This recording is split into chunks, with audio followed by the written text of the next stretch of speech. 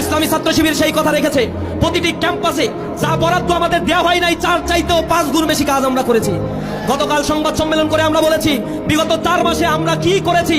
202 শতাধিক কর্মকাণ্ড আমরা সেখানে ডেভেলপমেন্ট ওয়ার্ক পরিচালনা করেছি।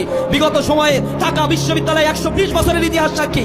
কোন ডাকসু বর্তমান ডাকসুর মতো সমপরিমাণ কেন 10 ভাগের 1 ভাগও কাজ তারা করতে পারে নাই। মাদক সিন্ডিকেট আমরা নির্মূল করে দিয়েছি। ক্যাম্পাসের চাঁদাবাজ টেন্ডারবাজদেরকে উৎখাত করেছি। আজকে আমরা দেখিয়েছি কিভাবে চাঁদাবাজি যারা করে তাদেরকে প্রজেক্টর দিয়ে জাতির সামনে আমরা দেখিয়েছি। চাঁদাবাজরা এখন ভয় পেয়ে গেছে, যে বলে আমাদের প্যাস্টিজ তো সব পাঞ্চার করে দিল। চাঁদাবাজি করবে আবার প্যাস্টিজ নিয়ে সমাজে থাকতেও চায়। চাঁদাবাজদের বিরুদ্ধে আমরা জিহাদ ঘোষণা করেছি। এ বাংলাদেশে কোনো চাঁদাবাজ, সন্ত্রাস, দুর্নীতিবাজ থাকতে পারবে না। তারা আমাদের সাথে ক্যাম্পাসে না পেরে প্রোপাগান্ডার আশ্রয় নিয়েছে। আমাদের মা বোনেরা যখন প্রচারণায় যাচ্ছে, কাপুরুষের মতো তারা তাদের গায়ে হাত দিচ্ছে। এই কাপুরুষদের 12 তারিখে সমুচিত জবাব দেওয়া হবে ইনশাআল্লাহ।